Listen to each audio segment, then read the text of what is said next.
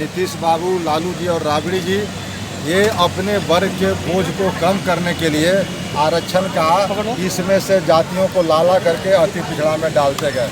नतीजा क्या हुआ कि अति पिछड़ा धीरे धीरे और कमज़ोर होता जा रहा है। और नीतीश बाबू 2015 में हद कर दिए कि 3 अपेक्षाकृत संपन्न जातियाँ डांगी जो पहले अगड़ा वर्ग में थी, कुशवाहा से ऊपर की श्रेणी है, उसको पिछड़ा वर्ग में लालू जी लाया था और नीतीश जी ने उसको अति पिछड़ा में ला दिया। तेली जो बिहार का, मैं तेली जाति का विरोध व्यक्तिगत रूप से नहीं करता, लेकिन राजनीतिक, आर्थिक और सामाजिक रूप से इतना संपन्न है कि आज बिहार में सबसे अधिक कोई टैक्स देता है तो वह है तेली समाज। उस समाज को भी बिहार में इसके ला दिए। अब लाने से क्या हुआ कि जो 111 मूल अति पिछड़ी जातियाँ थी उसका जो है हकमारी हो रहा है, कहीं 70, कहीं 80, कहीं 100%। अब ये अति पिछड़ा जो है आज इसका रहनुमा कोई नहीं है। एक जननायक कर्पूरी ठाकुर के बाद सब लोगों ने जो भी आया, लालू जी आए तो जीन के नाम पर इसको धोखा दिए, नीतीश कुमार आए तो नीतीश कुमार की आज सरकार अगर चल रही है, अगर कोई सबसे बड़ा वोट बैंक है तो वह अति पिछड़ा समाज ही था। लेकिन सबसे अधिक धोखा नीतीश बाबू ने भी दिया इस वर्ग के साथ। इसलिए यह वर्ग जो आज है अपने पैरों पर खड़ा होने के लिए आज ये बैठक बुलाया है, महापंचायत बुलाया है, खुला महापंचायत है जिसमें जितने भी राजनीतिक दल के देख रहे हैं ऑफिस है, ये सारे कार्यकर्ता देखें कि अति पिछड़ों में क्या स्थिति है, किनके प्रति आक्रोश है। और अति पिछड़ा ये 38% सरकार के आंकड़े के मुताबिक, मेरे आंकड़े के मुताबिक तो 45 से ज़्यादा है, लेकिन अभी सरकार ने जो जातीय गणना कराई है उसके मुतालिक अभी अति पिछड़ों की संख्या है 38%। 38% को माइनस करके 5 वर्ग है बिहार के अंदर, सबसे बड़ा वर्ग है अति पिछड़ा। अति पिछड़े के 38% को माइनस करके न कोई सरकार बन सकती है और न कोई सरकार चल सकती है।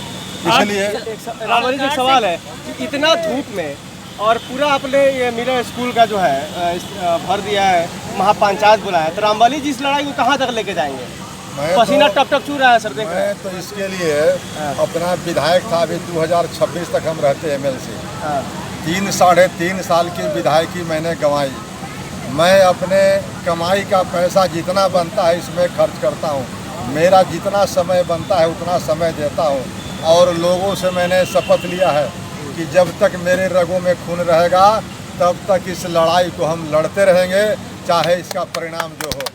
अच्छा, किसी पार्टी से कोई बातचीत हुआ, किसी ने ऑफर किया? पार्टी के हम लोगों ने 12 पार्टियां अभी बिहार की जो है नामधारी पार्टियां, उसको हम लोगों ने विधिवत पत्र दिया था जी। और पत्र के माध्यम से उसको आगाह किया था कि मेरी जो ये समस्या है उस पर आपका दृष्टिकोण क्या है।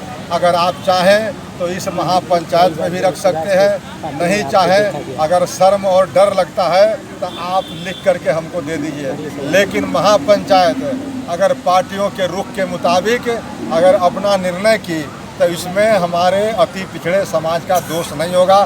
फिर उनकी जो सत्ता है वो जलते देखते देखते चकनाचूर हो जाएगी। इसलिए जो सत्ताधारी पार्टियां हैं उसको और चेतावनी है, और ख़ास करके नीतीश कुमार जी को, कि नीतीश कुमार जी ने ही एक काला कानून लाया है 2015 में।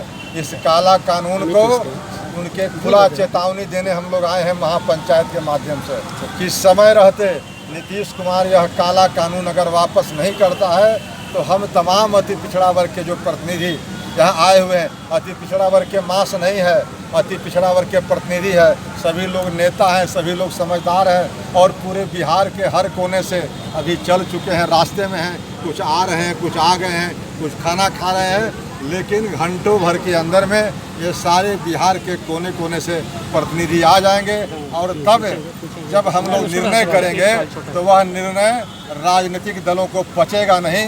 लेकिन जो राजनीतिक दल हमारे साथ खिलवाड़ किया है, अति पिछड़ों के हितों के साथ मजाक किया है, उसको हम लोग चकनाचूर करने का। कितना संख्या में आज आप लोग यहाँ पे आएंगे? संख्या महत्वपूर्ण नहीं है, महत्वपूर्ण है हमारा बिहार भर के जो अति पिछड़ों के प्रतिनिधि हैं, जो जागरूक लोग हैं, उनको यह न्योता दिया गया है, रथ के माध्यम से खुला आमंत्रण किया गया है कि आप मिलर स्कूल मैदान में अति पिछड़ा का एक कोई पार्टी का कार्यक्रम नहीं है, सर, न किसी पार्टी के द्वारा स्पॉन्सर्ड है और न किसी पार्टी के खिलाफ में बुलाया जन स्वराज के पार्टी में सर कई बार आपको देखा गया है, क्या लगेगा? जन स्वराज अपना अलग एक पार्टी जैसे पॉलिटिकल पार्टी हुए, लेकिन जन स्वराज से इस कार्यक्रम का कोई लेना देना दूर तक नहीं है। अगर जन स्वराज अति पिछड़ों की हितों की बात नहीं करेगी और सब सत्ता में रहेगी तो जन स्वराज को भी खिलाफ करना होगा।